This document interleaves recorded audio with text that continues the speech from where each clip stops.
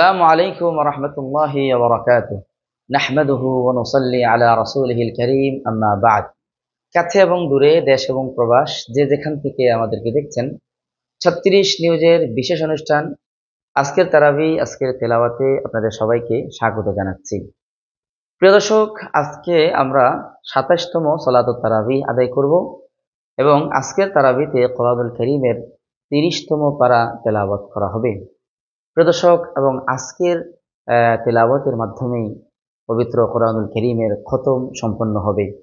আমরা কোরআনুল কারীমের সেই প্রথম পারা শুরু করেছিলাম তারাবির প্রথম তারাবিতে আমরা শুরু করেছিলাম রমজানের প্রথম রাত্রিতে। সেই যে শুরু হয়ে প্রতিদিন আমরা কোরআনুল কারীমের একটি অংশ তিলাওয়াত করতে করতে আজকে ২৭ তারাবিতে এসে আমরা কোরআনুল কারীম খতম করতে যাচ্ছি। কোরআনুল কারীমের মধ্যে যতগুলো অক্ষর রয়েছে, আল্লাহ রাব্বুল আলামিন আমাদেরকে প্রতিটি অক্ষরের বিনিময়ে তেলাওয়াত করা এবং তেলাওয়াত শোনার যে নেকি রয়েছে, সবাইকে পূর্ণাঙ্গ নেকি দান করুন, এই দোয়াই আমরা সবার জন্য করছি।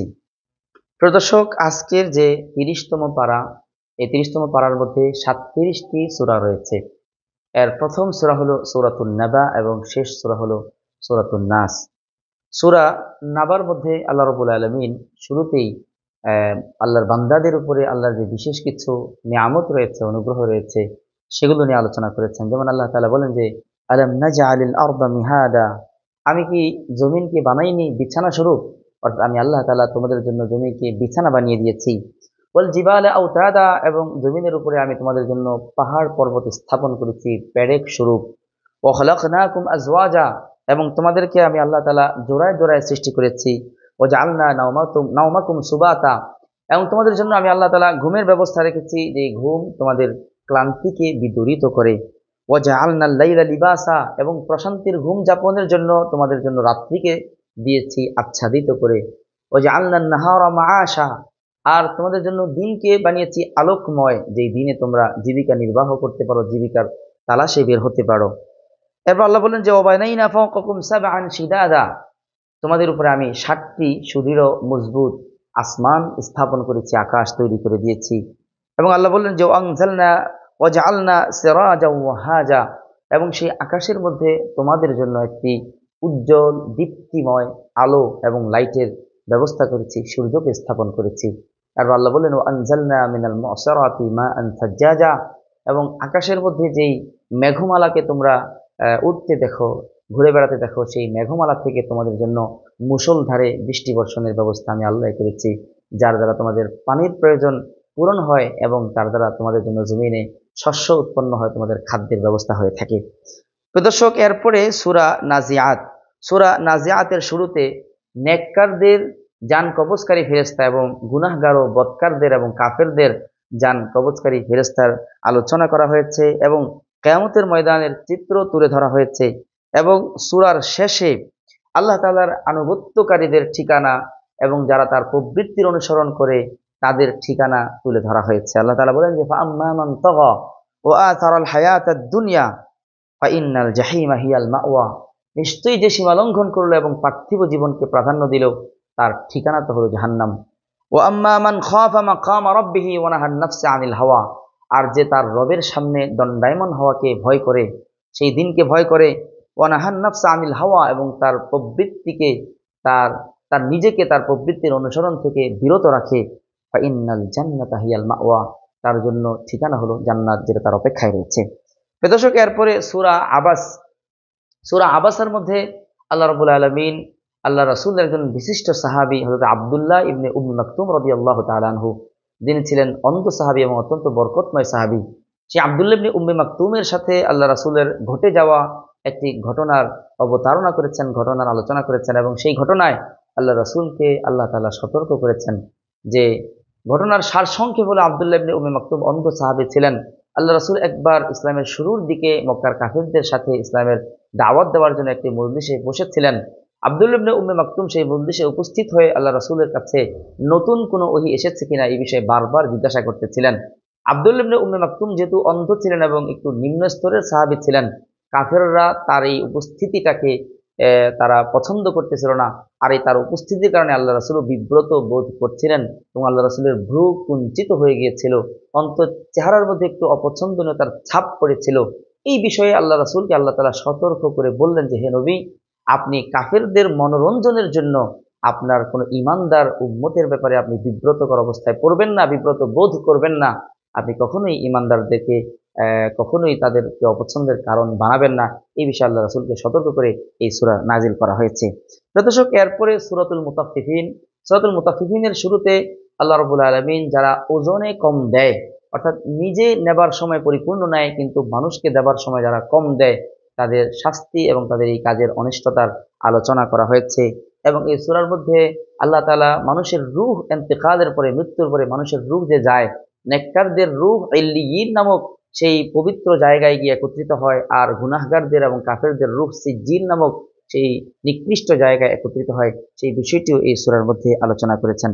এরপর সূরা ইনশিকাকের মধ্যে আল্লাহ রাব্বুল আলামিন হাশরের ময়দানের বিভিন্ন চিত্র তুলে ধরেছেন এবং কিয়ামতের ময়দানে যাদের আমলনামা ডান হাতে দেওয়া হবে তাদের কি হবে, আর বাম হাতে দেওয়া হবে তাদের কি হবে, সেই বিষয়টি আলোচনা করেছেন। আল্লাহ তাআলা বলেন, ফাআম্মা মান উতিয়া কিতাবাহু বিয়ামিনি ফাসাউফা ইউহাসাবু হিসাবান ইয়াসীরা। যার ডান হাতে আমলনামা দেওয়া হবে তার হিসাব সহজ হয়ে যাবে। ওয়া ইয়ানকালিবু ইলা আহলিহি মাসরুরা, সে তার পরিবারের লোকদের কাছে আনন্দিত অবস্থায় ফিরে যাবে। ওয়া আম্মা মান উতিয়া কিতাবাহু ওয়ারাআ যহরি, আর যার বাম হাতে আমলনামা দেওয়া হবে এবং তার পিছনে আমলনামা দেওয়া হবে, ফাসাউফা ইয়াদউ থুবুরা ওয়া ইয়াসলা সাঈরা, আক্ষেপ এবং হতাশায় সে মৃত্যু কামনা করতে থাকবে এবং সে জাহান্নামে পৌঁছে যাবে। দর্শক, এরপরে সূরাতুল বুরুজের মধ্যে আল্লাহ রাব্বুল আলামিন আসহাবুল উখদুদ বা গর্তবাসীর ঘটনা নিয়ে আলোচনা করেছেন। আল্লাহ রাসূল সাল্লাল্লাহু আলাইহি সাল্লামের দুনিয়াতে আগমনের প্রায় 70 বছর পূর্বে সেই খ্রিস্ট ধর্মে যারা বিশ্বাসী ছিল, তৎকালীন জমানার যারা মুমিন এবং তাওহীদবাদী ছিলেন, সেই ইয়ামানের একটা ঘটনা ঘটেছিল বাদশা ইউসুফ জু নওয়াসের আমলে, যেখানে একটি জনপদের অনেক মানুষ মুসলমান হয়ে যায় তাওহীদ গ্রহণ করে ফেলার কারণে। তৎকালীন বাদশা তাদের জন্য গর্ত খনন করে আগুন জ্বালিয়ে সেই গর্তে নিক্ষেপ করে তাদেরকে হত্যা করে ঈমানের কারণে। সেই গর্তবাসীর ঘটনা আল্লাহ তাআলা সূরা বুরুজের মধ্যে আলোচনা করেছেন। এরপরে সূরা তরিকের মধ্যে আল্লাহ রাব্বুল আলামিন মানব সৃষ্টির উপাদান এবং মানব সৃষ্টির ক্ষেত্রে আল্লাহ তাআলার যে কুদরতের ব্যবস্থাপনা রয়েছে সেই কুদরতি ব্যবস্থাপনার আলোচনা করেছেন। এরপরে এখান থেকে নিয়ে কয়েকটি সূরার মধ্যে আল্লাহ তাআলা ঈমানদার ও কাফেরের কাজকর্ম এবং তাদের আখিরাতের পরিণতি নিয়ে আলোচনা করেছেন। দর্শক, এরপরে সূরা দুহা এবং সূরা ইনশিরাহ, এই দুটি সূরার মধ্যে আল্লাহ রাব্বুল আলামিনের পক্ষ থেকে আল্লাহ রাসূলের উপরে কি কি পুরস্কার দেওয়া হয়েছে, কি কি পুরস্কার রয়েছে, সেগুলো নিয়ে আলোচনা করেছেন। এবং আখিরাতে আল্লাহ তাআলা আল্লাহ রাসূলের জন্য কি পুরস্কার প্রস্তুত করে রেখেছেন সেগুলো নিয়ে আলোচনা করেছেন। এবং আল্লাহর পক্ষ থেকে আল্লাহ রাসূলের উপরে কি কি অনুগ্রহ এসেছে সেগুলো নিয়ে আলোচনা করেছেন। আল্লাহ রাসূলের মর্যাদা, মান, সম্মান, ইজ্জত, মহিমা নিয়ে আলোচনা করেছেন এবং আল্লাহ রাসূলকে কিছু নির্দেশনা আল্লাহ তাআলা দিয়েছেন। এরপরে সূরা আলাক। দর্শক, সূরা আলাক কোরআনুল কারীমের সেই প্রসিদ্ধ সূরা, যেই সূরার শুরুতে কোরআনুল কারীমের সেই 5টি আয়াত রয়েছে, যেই 5টি আয়াতের মাধ্যমে কোরআনুল কারীমের নুজুল, কোরআনুল কারীম অবতীর্ণ হওয়া শুরু হয়েছে। ওহীর সর্বপ্রথম 5টি আয়াত গারে হেরার সম্মুখে আল্লাহ রাসূলের উপরে যে জিবরাইলের মাধ্যমে নাজিল হয়েছিল, সেই 5টি আয়াত কিন্তু এই সূরা আলাকের শুরুতেই রয়েছে। আল্লাহ তাআলা বলেন যে, ইকরা বিসমি রাব্বিকাল্লাযী খালাক, হে নবী আপনি পাঠ করুন আপনার রবের নামে যিনি আপনাকে তৈরি করেছেন, সৃষ্টি করেছেন। খালাকাল ইনসানা মিন আলাক, যিনি মানব জাতিকে সৃষ্টি করেছেন জমাট বাঁধা রক্ত থেকে। ইকরা ওয়া রাব্বুকাল আকরাম, আপনি পাঠ করুন আপনার রবের নামে, যে রব হলেন মহিমান্বিত, যেই রব হলেন মর্যাদাপূর্ণ এবং সম্মানিত। আল্লাযী আল্লামা বিল কালাম, যিনি মানুষকে শিক্ষা দিয়েছেন কলমের মাধ্যমে।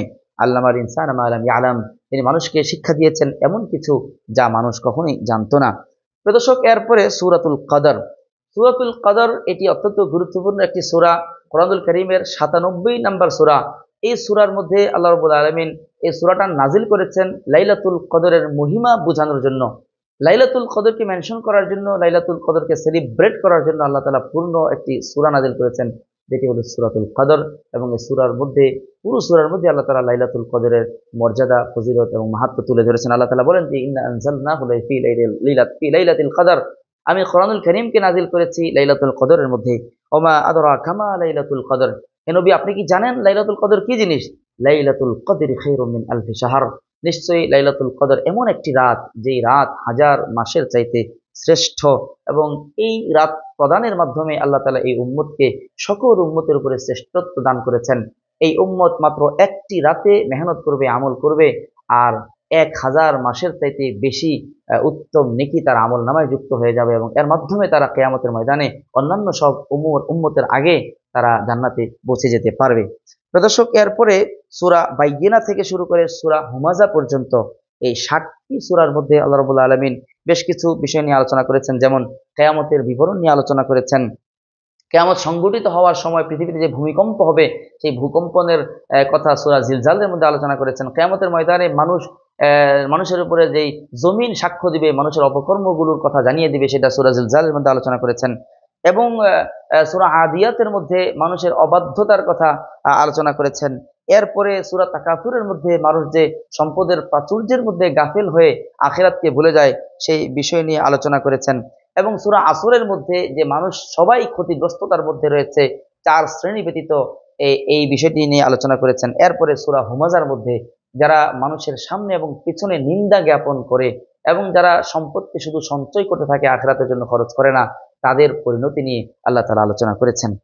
প্রিয় দর্শক, এখানেই কোরআনুল কারীমের 104টি সূরা শেষ হয়েছে।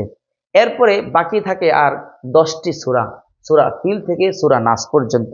প্রিয় দর্শক, কোরআনুল কারীমের এই 10টি সূরা এমন যেই 10টি সূরা সম্পর্কে পৃথিবীর সকল মুসলমান অবগত, এবং মুসলমানদের সন্তানদেরকে ছোটবেলায় এই 10টি সূরা মুখস্থ করা হয়। আপামর জনতা মুসলিম এই 10টি সূরার সাথে সকলেই পরিচিত, এবং তারা নামাজে এই সূরাগুলো আদায় করে থাকে, সূরা ফিল থেকে সূরা নাস পর্যন্ত। এই 10টি ছোট ছোট সূরা, প্রত্যেকটি সূরার মধ্যে আল্লাহ রাব্বুল আলামিন একটি নির্দিষ্ট বিষয়ে মেসেজ দিয়েছেন আল্লাহর বান্দাদেরকে, এবং নির্দিষ্ট ঘটনার প্রতি ইঙ্গিত করেছেন। যেমন সূরা ফিলের মধ্যে আল্লাহ রাব্বুল আলামিন হস্তি বাহিনীর কথা, আব্রাহা বাদশার হস্তি বাহিনীর ঘটনা আলোচনা করেছেন, এবং সেই ঘটনার মধ্যে আল্লাহ তাআলার ক্ষমতা নিয়ে আলোচনা করেছেন, এবং যারা আল্লাহর অবাধ্যচারী হয়, আল্লাহর বিরুদ্ধাচরণ যারা করে, তাদেরকে আল্লাহ কিভাবে শাস্তি দেন, কিভাবে আল্লাহ তাদেরকে দমন করেন, সেই বিষয়টির মেসেজ দিয়েছেন। এরপরে সূরা কুরাইশের মধ্যে আল্লাহ তাআলার পক্ষ থেকে কুরাইশদের উপরে যে অনুগ্রহ রয়েছে সেই অনুগ্রহের আলোচনা করেছেন, এবং কুরাইশদেরকে নির্দিষ্ট কিছু নির্দেশ দিয়েছেন। এরপরে সূরা মাউনের মধ্যে আল্লাহ তাআলা কাফেরদের চরিত্র এবং তাদের অভ্যাস নিয়ে আলোচনা করেছেন, এবং যারা নামাজের মধ্যে গাফেল ও উদাসীন তাদের পরিণতি নিয়ে আলোচনা করেছেন। এরপরে সূরা কাফিরুনের মধ্যে, সূরা কাউসারের মধ্যে আল্লাহ রাব্বুল আলামিনের পক্ষ থেকে আল্লাহর রাসূলকে যে কাউসার বা হাউজে কাউসার পুরস্কৃত করা হয়েছে, দান করা হয়েছে, সেই সুসংবাদ দেওয়া হয়েছে, এবং আল্লাহ রাসূলকে আল্লাহর জন্য নামাজ আদায় এবং কোরবানি করার নির্দেশ দেওয়া হয়েছে, এবং আল্লাহ রাসূলকে যারা বংশহীন বলে, তারা নিজেরাই নির্বংশ, এই বিষয়ে তাদেরকে প্রতিবাদ জানানো হয়েছে। এরপরে সূরা কাফিরুনের মধ্যে আল্লাহ রাব্বুল আলামিন অত্যন্ত গুরুত্বপূর্ণ একটি বিষয় তুলে ধরেছেন।